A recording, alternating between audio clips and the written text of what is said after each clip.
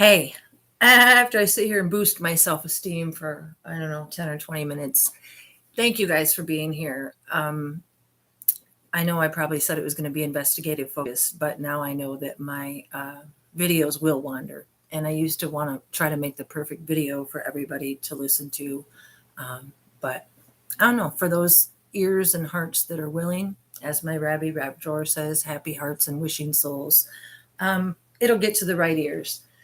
So, man, it's been 10 days and I've been, you think if you read an investigation file for 2 years that, it's pretty clear what's going on, but it's not, because it's more than one investigation, as I tell you guys all the time.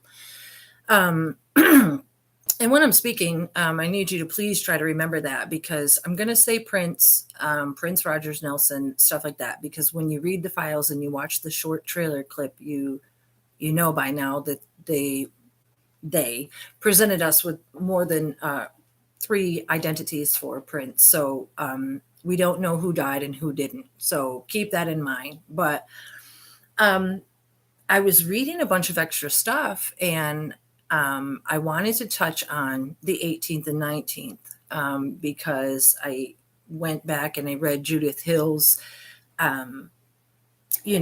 conversation with the DEA, and it was wild. I'm going to try to keep my personal opinions about the way they use the English language to myself, but when you read these files, they're written in a way that when you read them, it almost puts you into like a hypnotic state because of the double speak and because of the way that they talk. It makes you want to stop reading it. It's like being asked to read about the sawmill when you're in the 4th grade and you could care less. But anyway, it's a trip. So I posted, and I'll put them on here too. What I did is I took the conversation, because it's like, I don't know, 39 pages, and I clipped it down to only the pertinent stuff that would explore what she said happened on the 18th and 19th. And then I went and I did the same with Josh and Hannah's conversation, as well as Marone, because I hadn't focused on them a lot in these videos that I do. So what I came to know the last few days was that everybody is a lot more involved than obviously the media narrative lets on. Let me start with Judith. I was never a fan. I don't know her music, and I don't know anything about her, but she was, hired by Michael Jackson's crew when he died. And it's kind of funny that she was, on the plane with at least one of the princes at the time. Basically, she describes a totally separate scenario, and I'm going hands-free today as far as, showing you guys these or reading from anything, because I know what happened. I just have to try to remember it. The story that the Moline Fire Department gives, and the story that Judith Hill gives, of course, and the story that Kurt gives, they're all different.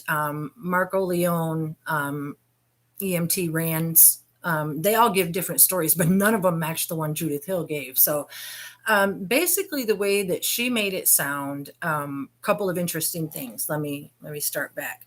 She said that she was asked on the 13th by him or Prince, because they always refer to him in the file. It's separate from Prince, and it's just the way it is. But point is, you guys, she was asked on the 13th if she wanted to be flown in from LA and to go to the show with them. And she said yes. So a private jet came out and got her in LA, flew her into Minneapolis on the 13th. She checked into the Country Inn and Suites. And then on the 14th, she said that Kirk Johnson, or Prince, I can't remember.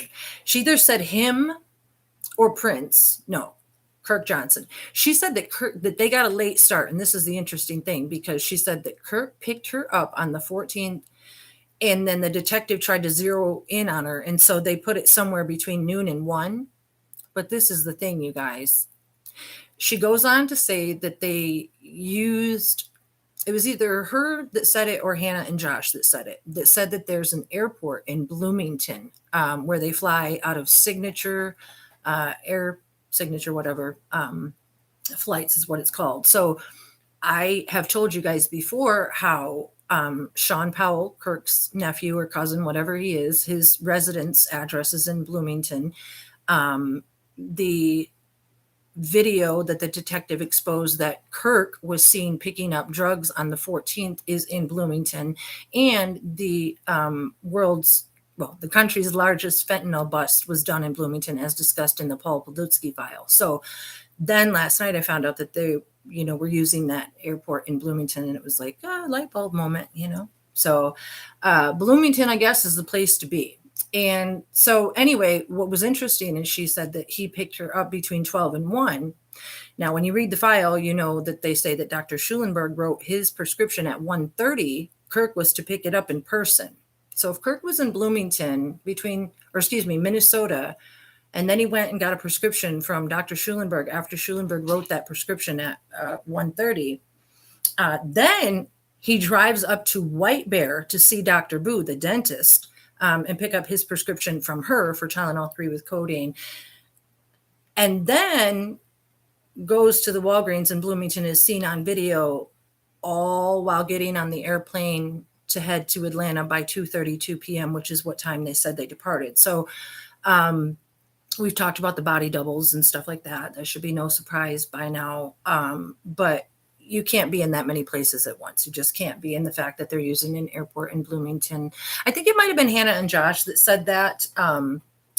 Anyway, let me go back to Judith. She got on the plane, went to the concert. They said basically everybody's whereabouts were completely unaccounted for during the first concert. The detective asked her where Kirk went, and she said she didn't know. And really, they have no accountability for anybody in these files. They just let you say you don't know and call it a day. Then what's important, you guys, is the time that they say they get back on the plane. And that is that some of the people will tell you, like Pilot Betchel, he said that they got on the plane at 10:30, that they boarded and headed back, and that's when they had to make the stop in Moline. But then when you read Hannah, Josh, and Judith, everybody knows that on the 14th there were 2 concerts, and the second concert didn't start until 10:30. So who was boarding the plane at 10:30? You know what I'm saying? Also, as in this short 10-minute trailer clip, you see the different identities where the Moline Fire Department basically provided the identity for the 61-year-old Prince with the head injury with the Glasgow coma scores. And then the Moline Hospital Trinity paperwork where Dr. Mancha, the ER doctor, was treating a gunshot wound, meaning that they were at a high-level trauma hospital. That identity appears to be the one of either Nelson Prince or Prince Nelson, because sometimes they refer to him as Mr. Nelson or Mr. Prince. The identity is never on the up and up, in the no stone unturned Jim Olsen statement file of the year and century and of the world. Anyway, so you guys, what was like I said, I had never read Judith's report before, and she said that Prince, whichever this Prince was, that Kirk went to go sleep in the front of the jet, that she and Prince sat in these 2 chairs in the back, and that Prince got up, he went to the back of the plane and was fumbling for about 5 to 10 minutes. They never really clarify anything, but that he came back to his chair, that stewardess Nancy had served some food, but Prince only took a couple bites, and that after fumbling in his bag once or twice, he sat down and had a bottle of water between his legs, and then and then this is what she says, something to this effect. And then he went like this, and he went like that, and kind of like this. And that's what her testimony says. So I'm picturing that she was showing him slumping, because then she refers to something about going to sleep. And then she says she went to go wake up Kirk, and they tried to hold this Prince up, and they were saying, oh my God, he's dead, he's dead, he's dead, he's not breathing, he's dead. And basically she spends about 6 paragraphs, which again, I'll clip in here, talking about how dead this person was. And then she talks about this, and this is where we know that there's different landings. Sorry about that light, it's kind of bugging me too. When she says that, what did she say? Let me think. She said, this is important. She said that the pilots never came into the back of the plane, that it was just her and Kirk, and that I think that either Nancy, the stewardess, or somehow somebody yelled to the pilots to bring down the plane or something like that. Whereas, let me say this before I forget, the other Moline scenario has pilot Gallus or Betchel, one or the other, grabbing an air tanky thing and running back with Kirk, and then talking about how they tried to descend from 45,000 feet because that's where private jets fly, because they thought the drop in altitude might help.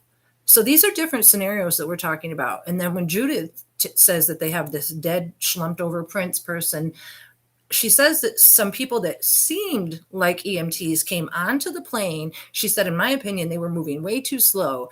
And they picked up Prince one arm because she was like, can you get that table out of the way? And she was saying all this nonsense.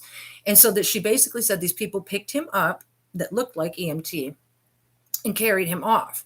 Now, when you listen to the Moline or read the Moline report between, I don't know, like I said, Rands and whatever, Marco Leone, they say that they got there and the stairs were already down. And when they got there, there was a 300-pound big black guy in a suit carrying what appeared to be Prince off the plane.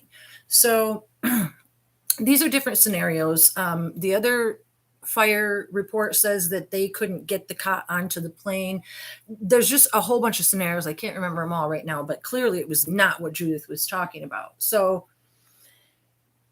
the feeling I got from Judith's conversation overall was that maybe the one that they supplied, that, like, if you go to the Prince Rogers Nelson death investigation online by Jay Korn or whatever it is, that's where I get some of these witness statements and stuff. They're all on there. I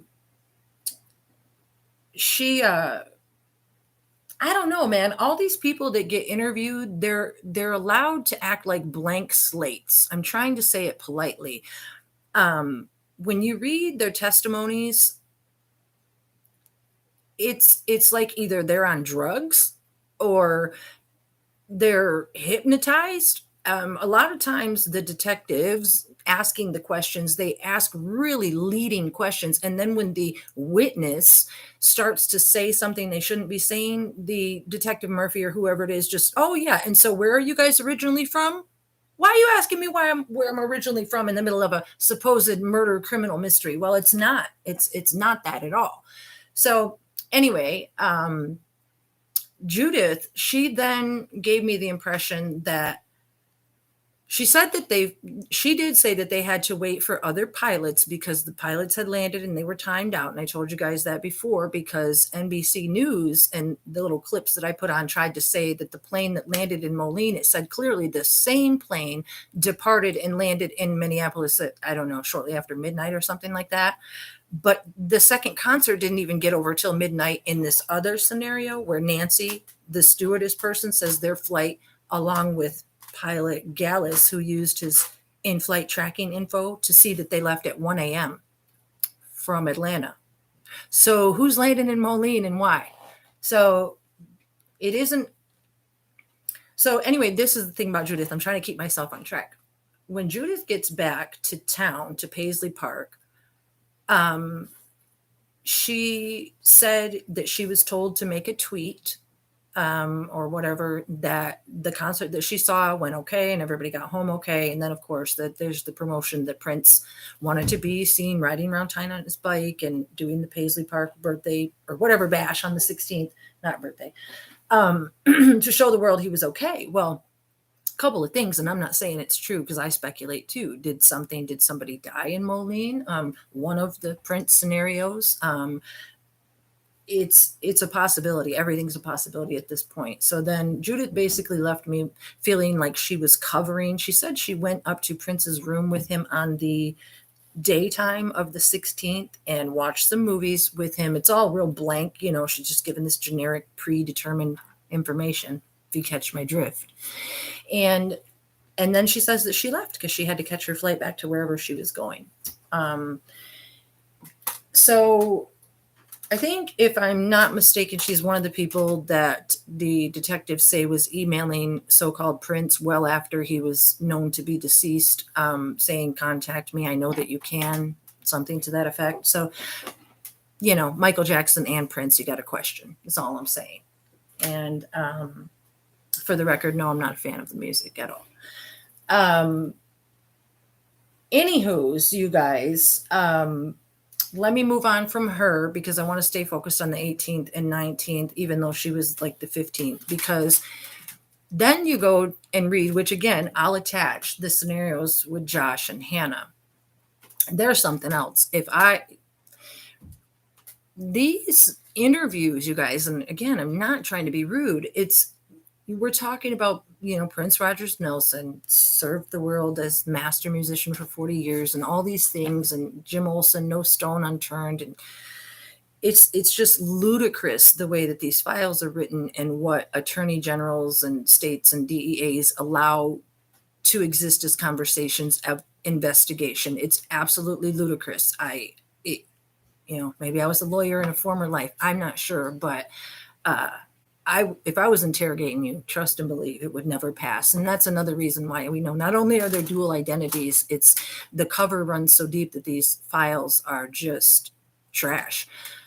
When Hannah and Josh are being interviewed, they say lots of things that are kind of incoherent-ish. They start off their conversation about how Hannah was hired. She was found online by him and became the drummer. And then Josh, of course, was brought in to produce and, as he says himself, mix the videos that are made, the private videos, the ones that Marone were selling, like tour books and all these private videos that they were making on the side, but we're not there right now. So everybody thinks that they were just his Kingdom Hall buddies and they were all sweet, and Hannah's back there playing the drums and don't want to, Ida over here on the bass and this and that. That Third Eye Group girl was, sorry, let me say this. Third Eye Girl group was I don't know. I tuned out a little bit when they started playing that way. And this is why, because personally, being the connoisseur that I am, I started to see Prince in a different way. I didn't like the round fro. I didn't like the clothes. I didn't like the way he was always wearing sunglasses. He was always known to be so stylish. And then after the 2010, when I died and the whole change up and the whole clone wannabe, thing going on,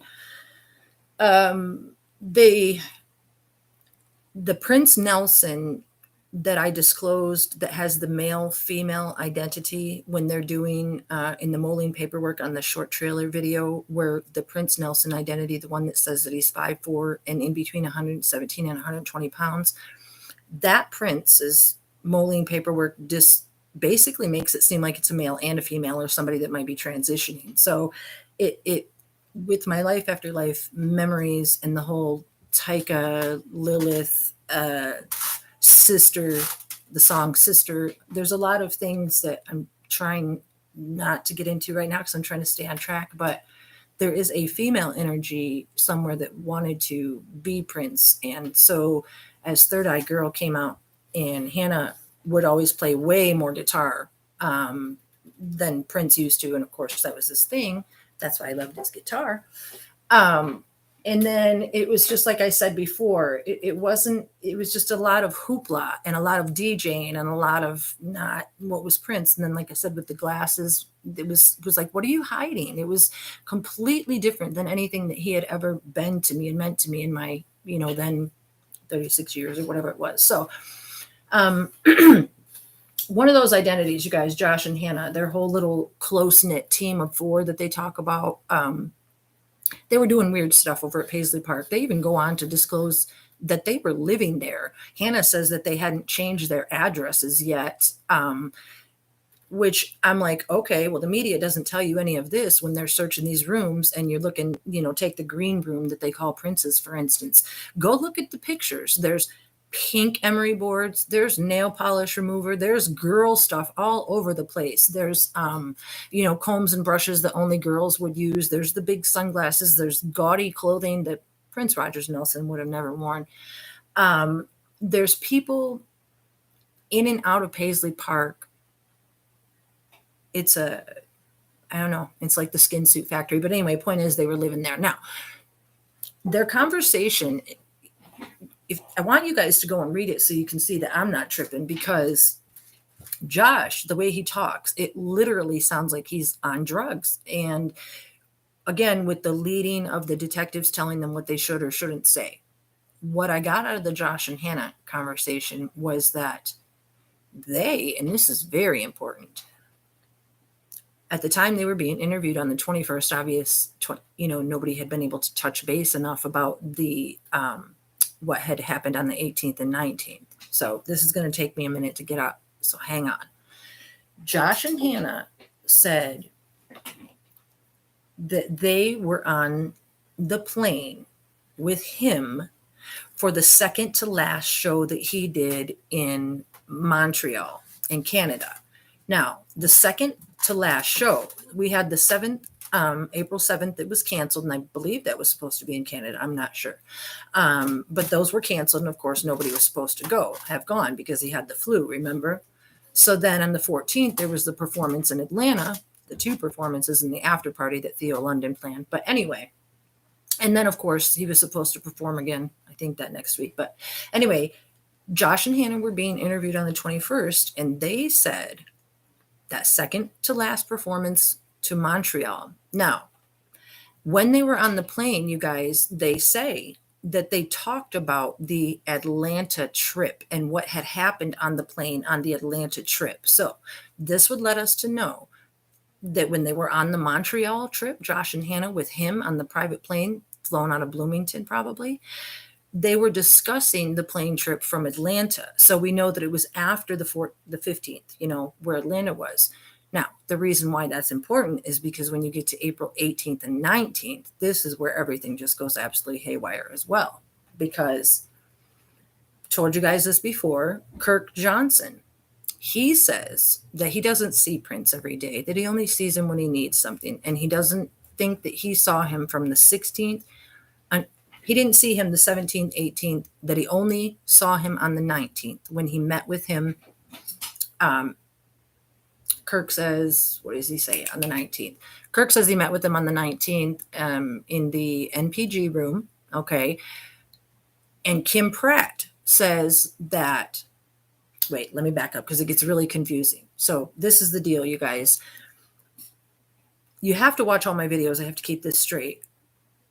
There was a dispatch paper report that said that Prince had some concerts planned on the 18th and that all the print work was done and that everything was done, but that he canceled at the last minute. It's posted. I'll just go check it out. So there was supposed to be concerts done on the 18th is what I'm getting at. And when you read the investigation file, you find out that there was also communication between Kirk and Mike Schulenberg, where he ascertained more prescription medication. He ascertained it not only from Schulenberg, but he ascertained medication from Dr. Boo on the 19th. And both of those medications are documented in my files as being found by the DEA in the dumpster outside the concert hall. Not in the dumpster, but in the trash can. So the medications that the media narrative touts that they got on the 14th and Kirk and this and that and the other, they don't tell you about the stuff that they got on the 19th, which was found in the trash. The reason they don't do that is because, again, we're talking about two at least different investigation files, but when you read them and mesh them and, you're me and you can know what they're doing. So now let me get back to this. Josh and Hannah said that they were in the NPG small group, the media room. They said they met with Prince and Marone and Kirk, I think, but they don't say anything about Larry Graham. Now, Larry Graham, sorry, you guys, Hannah and Josh say that was Monday the 18th. Larry Graham says that was Monday the 18th, except for Larry Graham says that he met Prince, Kirk, and Marone. He doesn't say anything about Josh and Hannah. Larry Graham also says that Prince had just gotten back from a tour and that he looked tired from the tour. And that was supposedly Monday the 18th, the day that this dispatch, I forgot what the name of the paper is, reports that the concert was canceled. So really, was it canceled? Did they do secret concerts? You guys know that there was always secret concerts, 3 and 4 hour after concerts, things like that. So, and then of course, with the evidence with Josh and Hannah saying that they were talking about that on the plane, and then they go to say some things about how something, and this is where one of the detectives, I forget which one it was, they say something about how the plane went to go down, or they went to go wake up Kirk because he was, they don't use the word unconscious. They make it sound like he was doing more than sleeping. Like, I don't know. And so they make it sound like they were on the plane and they had knowledge of it, but that's when the detective quickly changes the subject and asks them where they're from. And then Hannah goes on to say that she's from Kentucky. So, I've read it. So when they're having these discussions and on the 21st, supposedly after this, who killed Prince scenario that they're investigating, these people hadn't had a chance to rub shoulders enough to hide the fact that they were on that flight after the Atlanta concert. So there was hidden concerts, you guys. There was hidden things. Now, the other thing about that is on the 18th and 19th, not only that, you guys. So Larry Graham and Hannah and Josh said it was Monday the 18th. Kirk, Kim Pratt said it was the 19th. Kim Pratt said that she picked Prince up on the 19th. They went to the Dakota Jazz Club, out to wherever, and that they went to the Edina Theater and had a movie with the family, because that's what they do, the Edina Theater. Now, Josh and Hannah, they say on Monday the 18th that they went to the theater in Chanhassen, or Chan, as they call it in their, chat. Anyway, so nobody can keep their story straight about what day it was or what theater they were at. And as I've told you guys and shown you, Kim Pratt goes on to say about 2 or 2.5 minutes into her questioning that Prince passed on the 19th. Then later on in that same questioning, she says that she dropped him off at Paisley Park at 2 a.m. on the 19th. So they're talking about Prince. They're talking about him. There's a lot of different scenarios, and that's why the files are so intertwined. But know that on the 18th and 19th, there was also drugs. Like I said, there was planes, jets being flown. You guys, it's why Kirk's phone records had to be deciphered in UTC time. It's why Renville, Wellington is Canadian. It's why the Moline Airport is a legal port of entry into the U.S. because this fentanyl, I believe, in people that were willing to do, I don't know, some kind of work. I don't claim to know the whole story yet. I wish I did. But anyway, they're lying, and the cover up is, it's biblical, you guys. So we got the whole 18th and 19th scenario cover up. And then this, you guys, is where if somebody, one of the princes did die, it would explain the Bronco trucking company that Kirk Johnson called on, I believe it was the 15th. It's a logistics company where you can rent, I think they're called Reef, REEF trailers. And so, as I've exposed before, on the back of Paisley Park by the tour bus with the Oregon license plate, the carrier truck was there for a while, and it looked to me like a refrigerator truck with the things that were on the outside of it. So I thought, well, golly, if something had happened to somebody, you could surely keep a body cold in there and not expose to the world something that had been done or something else. But anyway, what's interesting about that, you guys, is the way that it's not just my mind saying those things. When you read the file, you understand that there are Chief Johnson, the fire chief. He gets there and blah, blah, blah. But what they note, him and some of the detectives, that there are space heaters plugged in everywhere. And if you were warming a cold body, well, you might use space heaters. And not only that, Chief Johnson goes to check the carbon monoxide. I always get carbon monoxide and dioxide mixed up levels, because of the, well, they don't say why in the file, but if you consider the fact that there was space heaters plugged in all over the place and a lot more people in the vicinity that they are claiming that there was, well, then of course those levels would be raised. Now, I know I'm jumping around, but that's the way it goes now. On Chief Johnson, I want to say something about that, you guys, because, you guys, first of all, the media narrative is that the 911 call came in at 9:43. Like I said, when you read the call, you see how inane it is and how it could take 3 to 5 minutes the way that it reads.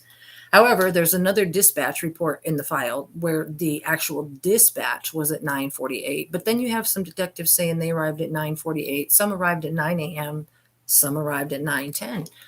Sergeant Bruning was called at 10 a.m. and told that Prince Rogers Nelson with a D was deceased. Hennepin County Sheriff's crime scene investigators were called at 9:10 a.m. in the morning and told to come investigate. Todd Turpett. So who are they investigating and why? There's a lot that goes on, trying to stay on point. The cover-up is really deep, you guys, because of the fact that they were investigating a suicide. And I know this because when I was in my Life After Life, that's what I was told, is because of the situation, that the paranormal situation that exists in this world, the otherworldly Area 51 type stuff that nobody really wants to acknowledge, that's hard for me to talk about. It's why Paisley Park is a compound, you guys.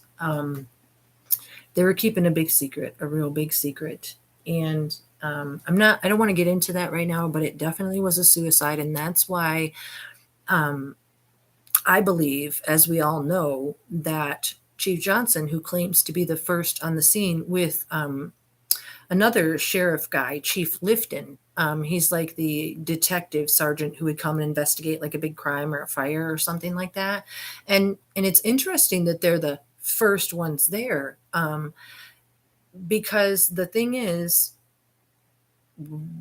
it's not just the media showing these pictures of Prince being on a carpet outside the elevator, but the way that the scenario reads is when they got there, they were looking for him. They couldn't find him. And of course, the last place they would have looked is the elevator, because everybody knows that he called it the devil. So why would he be there? Now, also, when you read into it, you know that they talk about getting cell phone coverage in certain areas. It's blanked out. There's a lot of, if you watch the movie, like I said, Transcendence, maybe you'll get a taste of what I'm talking about.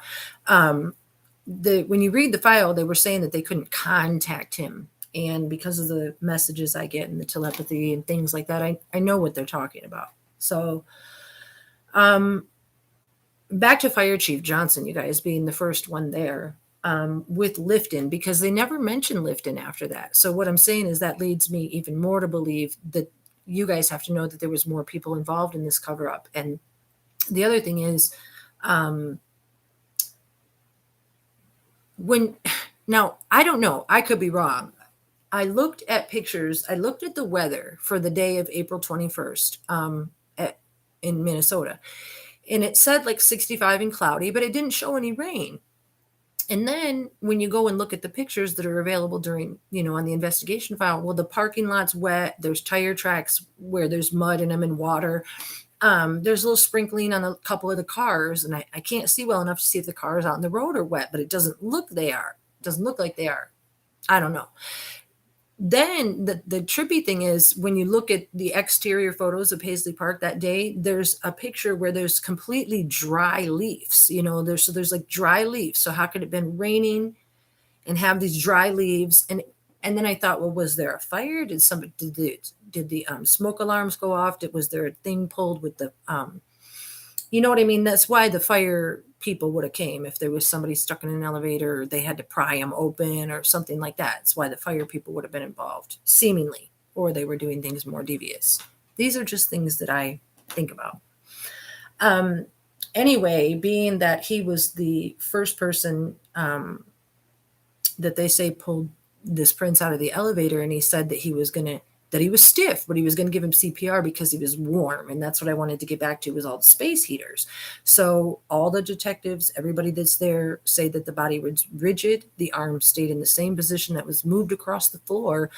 But Sheriff Johnson announced loudly that he was going to give CPR, but nobody ever really did see him do that. And then furthermore, in the detective statement at the end, it says that there's vomit in his mouth. So that's definitely a sign that nobody gave him CPR or even cleared the airway, whichever prince it was. And then they also say that no AED was used. So they didn't really do anything to save his life because they knew he was rigor mortis. And they pretend that they were trying to figure out why the body was warm because of all the space heaters. So, like I said, I don't have all the answers. I don't know if somebody died in Moline on the 19th, or if in fact somebody in some way did, what were you doing with the body? Taking pictures and playing games and doing all kinds of things and selling tour books out of your purse, Marone, all kinds of things. Anyway, you guys, Marone, that's another witness I want to touch on because I pretty much left her alone during this whole thing because she's absent all the time. She's supposed to be his assistant. There's two different scenarios I read last night, two different interviews with Marone. And one of them, they're like, you're very soft-spoken, you have to speak up. And in this interview, she's some tall, I don't know what kind of ethnicity, model, Ethiopian, I think maybe. And they ask her parents' name. And she says, my dad's name is my first name. And then they say some really dumb stuff that has nothing to do with the Prince investigation file. They don't really make her answer any questions because she says there's a confidentiality clause. And she just says he's his assistant and gets him all of the things that he needs. And then they have her explain, well, she has all this money and tour books in her purse. So neither here nor there. I wanted to touch on... the other interview, you guys, she's more, she admits to living at the Country Inn and Suites and having room 127 there. So it's like two different Marones is what I wanted to say, two different identities. Because sometimes the investigation file will refer to her as Marone Bacure. Sometimes it refers to her, if I'm saying that right, Marone, and then the middle name is NVM, like it's never mind. That's the way I was reading it. Marone, never mind, Bacure. And sometimes it's just Marone. The way they do it is just purposely confusing. But what I mean to say is they let her get away with not ever really saying anything. But there's a couple pieces of relevant conversation that I pulled out of hers. And that is that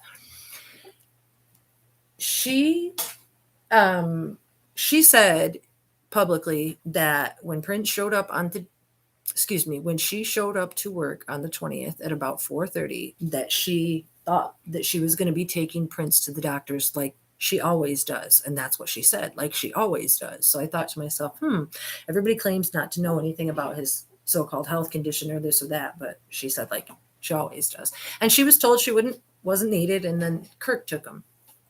And then they asked her where she went. She said she went back home, but she had to come back at 7 to let in the chef, Ray Roberts. So her whereabouts are then completely unaccounted for. Ray Roberts tells us that he got to Paisley Park at 7:45, that he was asked to be there 8, and that he got there at 7:45, and that he was waiting at the gate when Kirk and Prince pulled up and motioned him in, yet went around the back of the building, went in the back, and then Kirk came through the front and let him in. So my point is this. Marone said she had to be back there at 7 to let Ray in.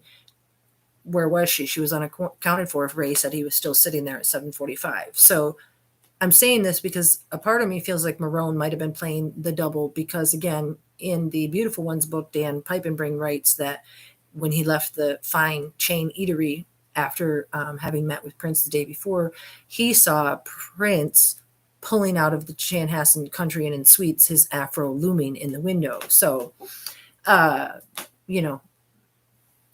are easier to pull off than suave hairdos, I guess. I don't know. Anyway, so her whereabouts are unaccounted for. He says he was there at 7:45. Now, the thing is this, when Ray is being interviewed, he said that Marone and Kirk and they that were in the conference room were upset because he, Ray, had seen Prince. So if Prince hadn't been seen since after Moline, and then of course they had the party on the 16th to show that he was okay, and then we have the story over there with the 18th and the 19th, and Kim Pratt saying he died on the 19th, and Hannah and Josh saying he was walking and talking on the 18th when we went to the movies in Chan. Okay, no. So they're all lying, you guys, and it's hold on, let me get my train of thought back. Where were we? I forget sometimes. 21st, the 20th. Oh, Ray Roberts. Yeah. So Ray said he was upset because that he had seen Prince. So it's like they wanted to like maybe make Prince have disappeared and not been seen after that. And yet this other Prince was seen, whoever it was that he saw in the car with Kirk. So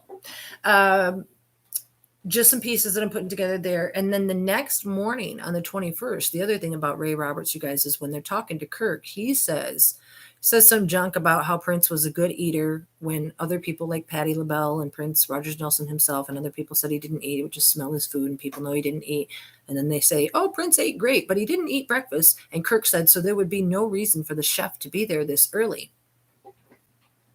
Beware this early, Kirk.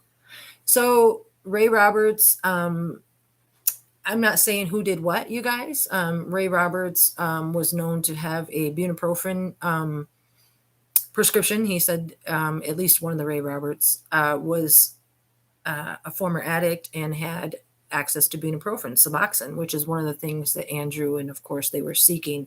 The reason that they were seeking that, you guys, is because the way that I'm reading it now, when the plane went down in Moline, or whichever plane or whatever, the story is this.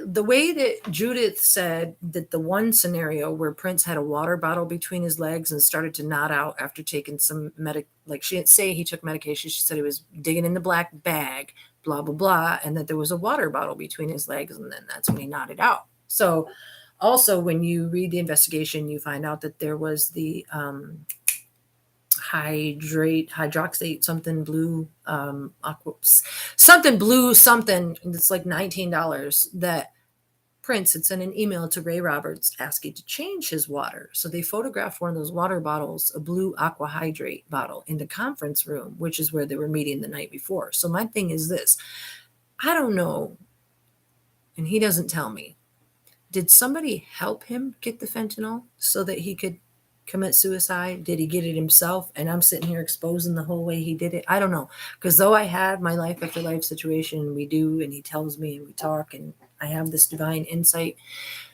I don't get to know everything. It's just like, you don't. And what fun would that be? Not that it's always fun, but just like when you're reading the Bible and stuff, you can search and search for your answers, but you don't get to know everything all at once. Patience is required. So, but he did tell me that it was a suicide, and that was because why on earth would Prince Rogers Nelson, the one the world knew, and, commit suicide? Well, that gets into the deeper stuff, you guys, because it's just like this. Let me say, I know you see me. If you know me, you see Elizabeth Pride. When we saw him, we saw Prince. But what he told me when I died was that our souls, yours, mine, his, they are attached in an otherworldly way, a spiritual way, because we're all holy souls in a body. We're not bodies with a soul. We are souls in a body. Our souls are divine, and they're attached to the upper worlds in such a way that if we knew who we were when we're here, we might, I don't know, I'm not sure what, but you can't know. And that's why your memory is erased before you come back as reincarnate. So all of our souls have been here before. So his, mine, yours. And when I died, he told me that my soul was attached in a way that I was going to be doing this. And that's all I'm going to say about that for now. But all of our souls are going to be like that in the very near future after, like redemption and stuff like that, because it's why the Bible speaks about the key to knowledge being taken away. Because when I was there, I asked why the world was so, the way it is, and then explained to me that he kind of was the key to that knowledge, and he said he was the one and he was the creator. And I was like, but I saw you as Prince, and I saw the concerts, and I saw this, and it's hard to explain, you guys, really hard. Our souls, the things they do here on this earth that we know, because of the way that we're attached in a holy way, hopefully it's a holy way. It would be holy if the world wasn't so dark and dirty, and that's the way it was meant to be, 3 chains of shiny, shiny gold. But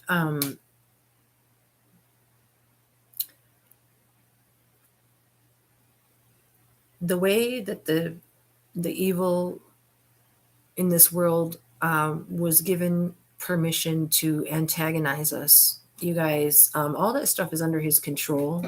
But what I'm trying to say is a lot. It's a lot.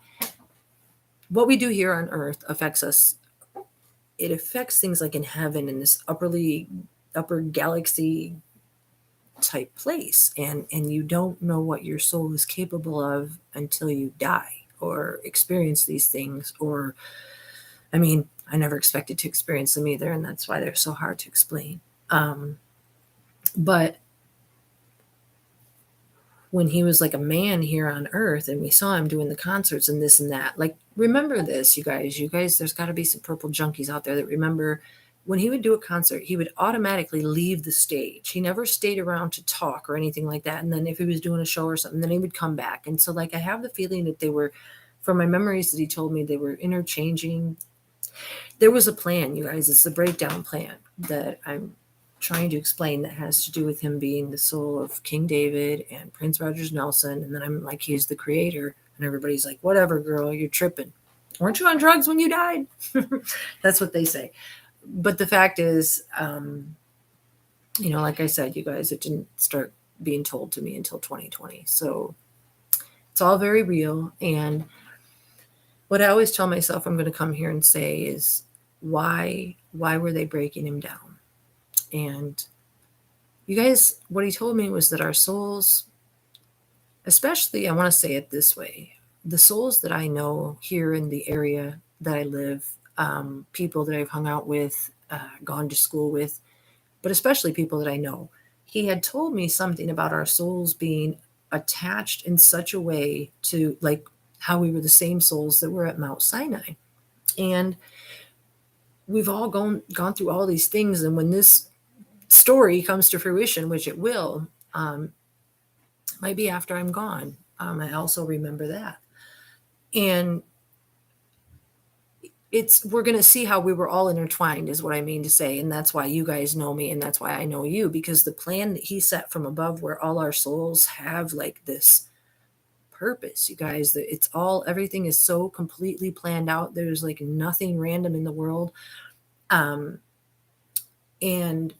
he had to show me that when I died, because again, I'll say this, if I would have woke up in the spring of 2020 and started hearing all these things and doing all this discovery and being told about space and Hebrew and pi and Tesla and energy, and I would have lost my mind. And, so the thing that I remember him telling me is that how he was somehow, it's something to do with electricity. I don't know how to say it, with him being the essence that he is, or however it's alien, or however it's whatever. It's electric, I know that. And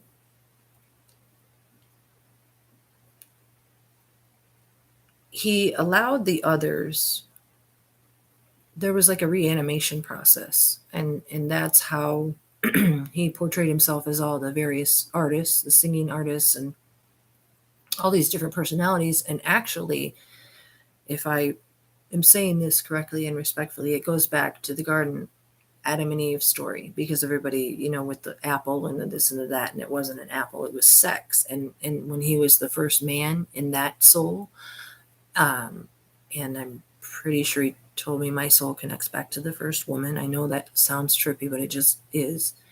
And what had happened, you guys, is there's a way that, like, people talk about The Exorcist or possession, the song Possessed,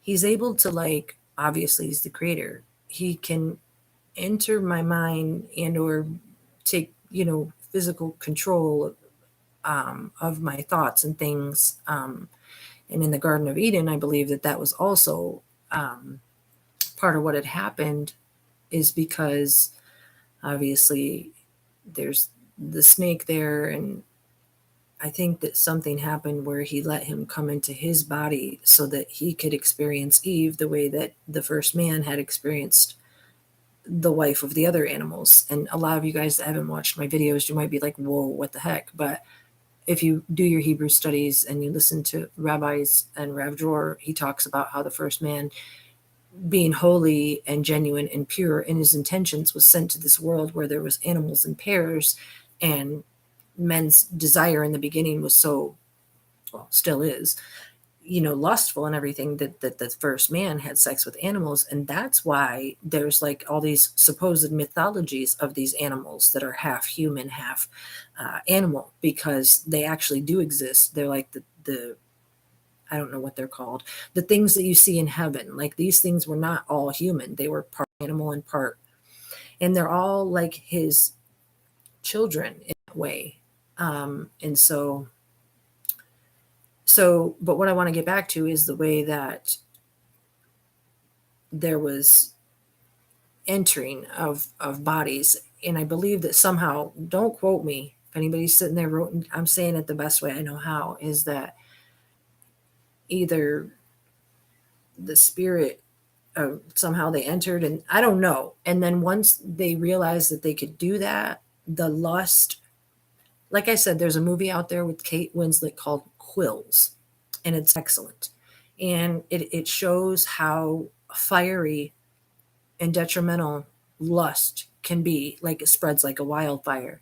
And so in the Garden of Eden, then all this lust went, and crazy stuff, and there's seed being spilled everywhere, and it's going into the ground and being used for bad purposes, and just all kinds of dark things started happening, you guys. And that's why there's so much dark in the world, and that's why porn is the way it is, and that's why Eve, the mother of all the living, the Bible says right in Genesis, and Eve became the mother of all the living. But why does the Bible never talk about her?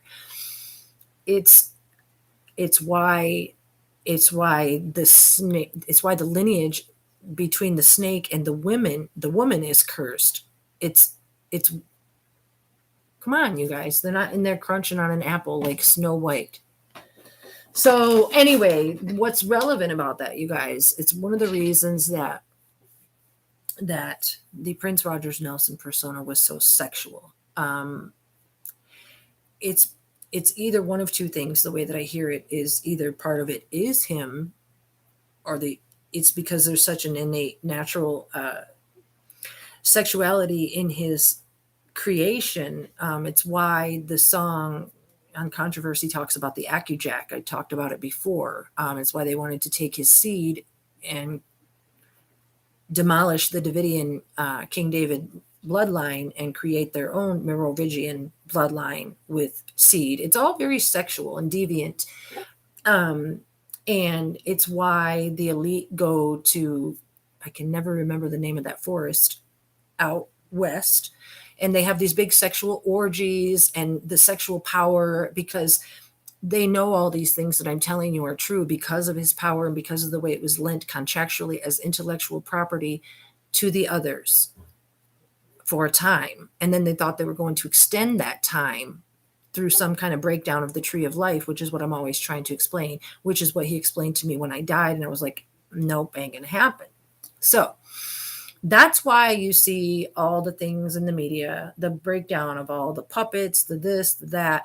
But it also is why Jorge, Pope Francis, because he goes by Pope Francis, but his real name is Jorge Margoli something. I don't want to say it, but it's Jorge, which is George. It's Bob George. And it's orgy because it's GE or GE. and orgy is ORGE. So the whole thing is all very, very sexual. Now, when I died and I was in my life after life situation, the thing that was explained to me is that these timekeepers, lineage, something or other, I'm not sure, you guys, I can only say what I remember, wanted to play again. They wanted to do a do-over, or I don't know, something about a do-over.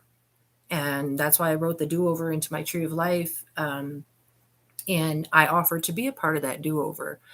And it's the reason I'm able to do it, you guys, is because, not because, like I always say, I'm extra cool, because I am, but it's because of the bloodline that somehow he kept and watched over all these years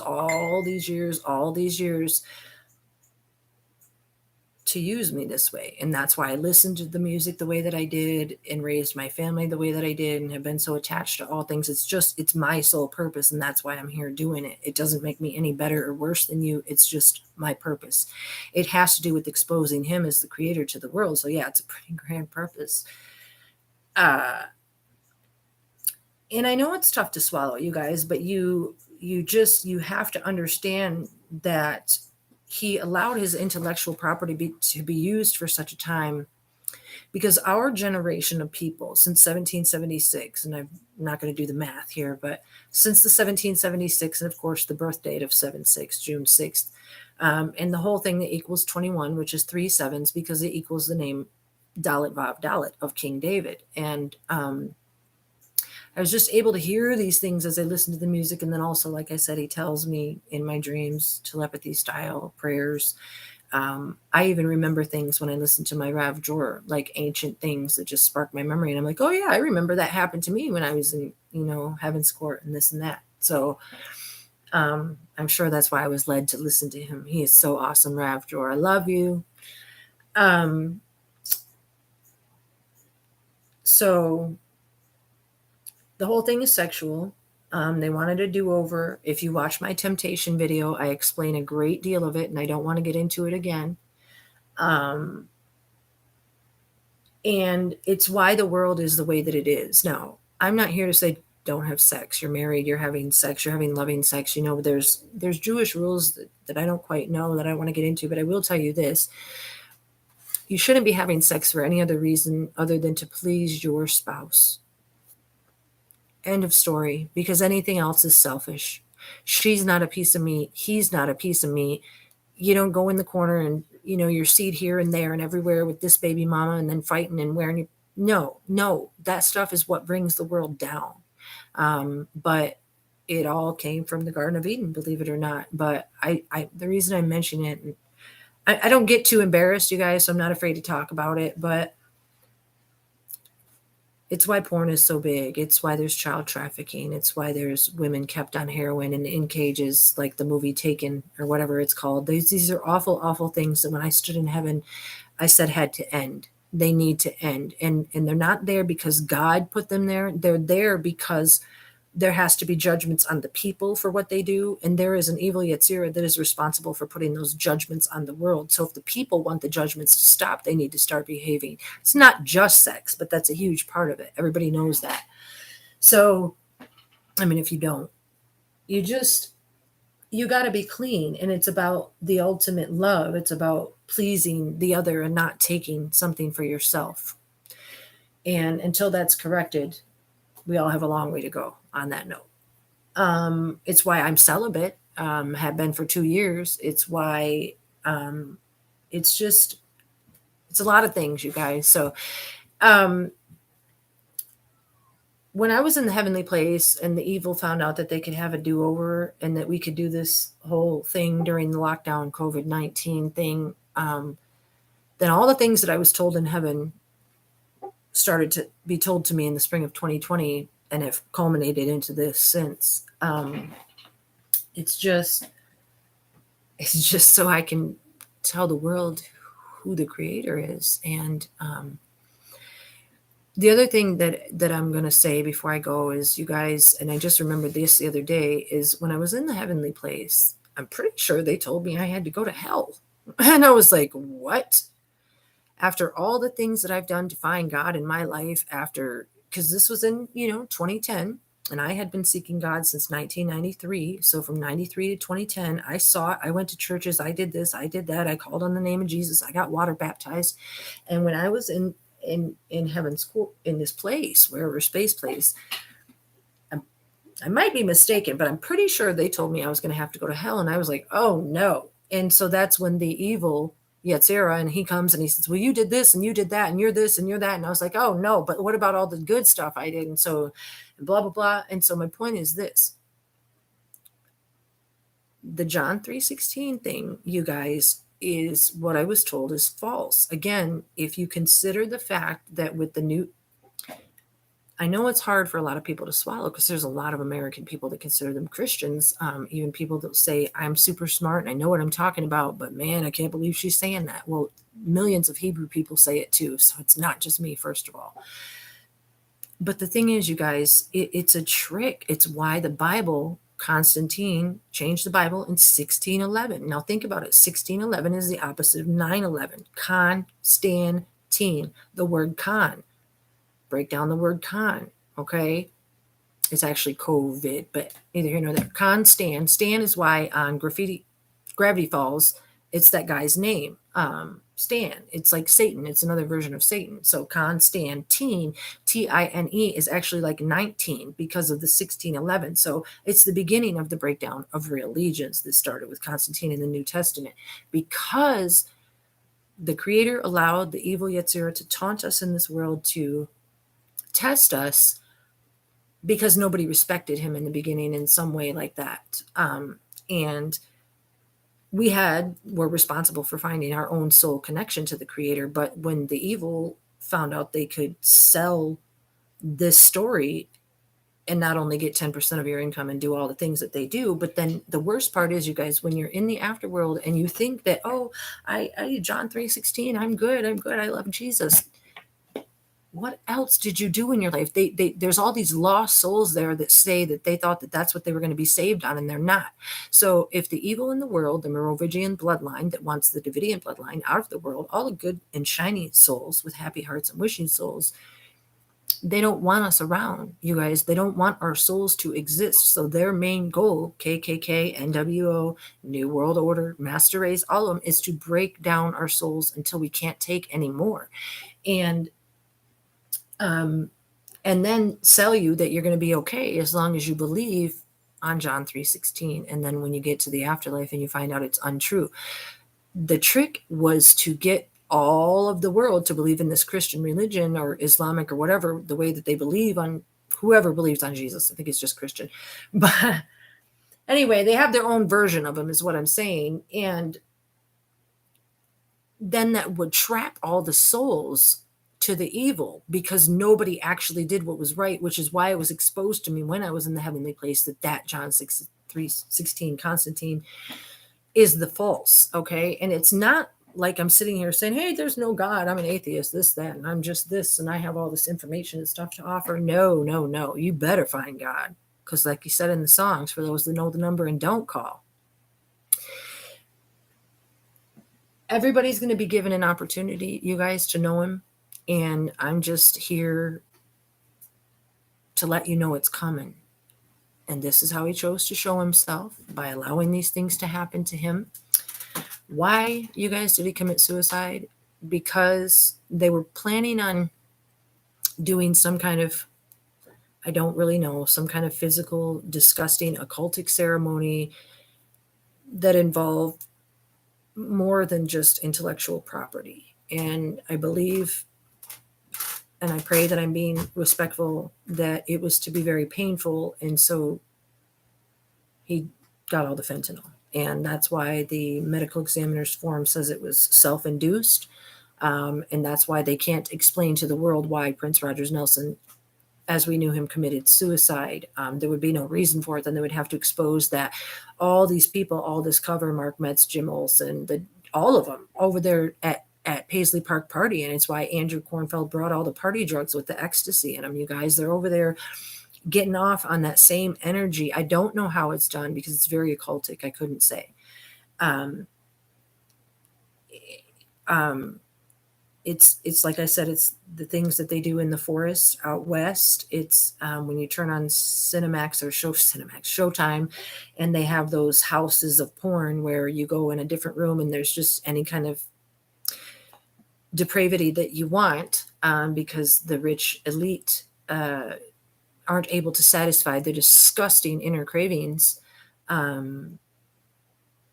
That's why these things exist, and the ultimate sexual energy somehow comes from the creator. It's why when he would do his live concerts and he said, "Oh, 70 some thousand fools up in here, snap your fingers right like this." Know what that is? Orgasm. It's because when you're in the meditative state where Kirk texted or Prince texted and said, "Oh, I've transcended, I've done this, I've done that." It's this state of being. It's this blissful, transparent state of being where you can just hear things and feel things. And like I always say, it's like having your body put under anesthesia while your mind is awake. And I imagine maybe it's something like that for them. The things that happen to me aren't sexual like that, but the bliss is verging on the awareness of. The only way I can say this is when a grown person has an orgasm and your mind escapes to that place where there's nothing else. And I'm not talking about the physical action of the organs. I'm talking about the place that your mind goes to. When your mind goes to that place where there's just, nothing, it's, that's why people seek them, right? Well, that's what it feels like when you're in this meditative state. And at least in my awareness of the way he's allowed me to hear and the way that we talk. So I imagine what they're experiencing is something like that. Now, oftentimes it also makes you very, very nauseous. And so maybe that's why they were using some of the suppositories over there at Paisley Park. So I'm not sure. Like I said, this world is way more occultic than anybody is willing to believe, way more paranormal. I've tried to touch on things like that before in some other videos where hospitals were created for these people to hide themselves, for them to change themselves. Plastic surgery for males to turn to females. It's why gay pride, of course, my last name, the pride before the fall, the rainbow, the gay pride, the rainbow. And I'm not saying I'm against gay people. That's not what I'm saying. I'm saying my last name, Pride, was used for that, for a purpose. And it all has to do with the everybody, the world being led to accept what goes against God's original order. And I'm not talking about holy souls. I'm talking about empty, vacant souls that wander the world around us in homeless shelters and on TV and in Hollyweird and at the Kardashians' house and in Trump's house and Biden's house. They all have skin suits. They all have body doubles. And everything around us, just like Mount Sinai was S-I-N, Sinai, Sin-A-I, okay? Sinai. Now, Sinai-ma. Look at the cinema. Instead of spelling it S-I-N, it's C-I-N-E-M-A. This town needs an enema. Cinema. Mount Sinai is sin with a C. Now, what the creator told me when I was in the heavenly place is that our spooky electric haze, the television, the television, skagazines, the TV feeds, the computers, the social media, all of it, the Twitter, the Instagram, it's all saturated with propaganda in a way that you're going to get what your soul is looking for. And they own everything. They cover everything media wise. And so you're being sold what your reality is, of course, in that way. And myself, I was never down with that. And I always looked inwardly, even before I knew all this stuff in 2020. And, our world has been broke down by the cinema is what I want to say before I forget. And it's layers upon layers upon layers. It's like if you think about looking at a 1950s TV, it's black and white, it's on the floor. Think about the next layer being the next kind of TV and the next layer, but they're layers of the earth. And all the false layers that are around us are just like those black and white clouds, you guys. It's so that the others, the Area 51, Merovingian, others that do exist in the world, can try to carry out their plan of master race. And like I always say, if you haven't heard of it before, go listen to the monologue song The War by Prince. It's on YouTube. It talks about the RFID chip. And it's all very real, and he wants you to know who he is. And my purpose in being here is to expose who I am so that I can expose who he is, so that you can know him when he decides to show himself, which will be very, very soon. And you guys, man, I know not everybody out there believes in Jesus, but a lot of my friends did, or a lot of them would say, oh, I believe in God. I believe in angels. And I was like, oh, yeah, okay. If you believe in God, what are you doing to find him? Do you pray? How come I've never seen you pray? Why are you worried about what the government's doing? Like, people say one thing and they do another. Like, you have to answer for everything. It's not like in a judgy way, because the creator, he's super loving, you guys. You can't even like imagine what it's like to stand in his holy presence. Most people can't. Most souls can't, from what I understand, obviously. And that's just because he's just pure. He's just pure goodness. And all the bad things that happen in the world that the world want to blame on him, they're not him. Not in that way. It's just not that way. So when you're there talking and being judged, and he's asking you your name and what you've done to find him and serve him, and if all you can say is, well, I read a little bit of my Bible and I said John 3:16, it's not going to work, you guys. It's not. You have a creator. You didn't create yourself. You didn't come from a tadpole or a monkey. Is a divine soul in a body, and somehow, some way, these others that exist in the world, they are able to feed somehow off of our energy, especially at beaches, which is why they're so lucrative. And again, I've touched on the Maui I Am situation. Yeah, man, I don't know. I might be all talked out for now. It's been 10 days. I feel much better having come here and talk, because you wouldn't believe how painful all of this is. A lot of people think, oh, she loves Prince. This must be just what she thinks she's going to do. Or I'm not sure what they think. Yeah. Okay. See you guys later. It's not that, you guys. I'm fulfilling a soul purpose and doing so lovingly and willingly, and at the risk. There is no risk anymore. I don't have any friends, and it's cool.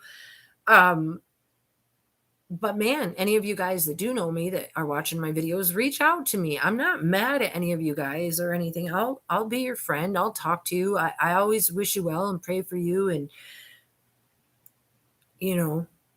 I look forward to the day that people will ask questions about their creator and about their holy souls. Because I'm just trying to help you find them inside of yourself and connect yourself to the creator, the holy, godly creator who loves you so much. And that's my whole purpose in being here. So I think I'm going to go.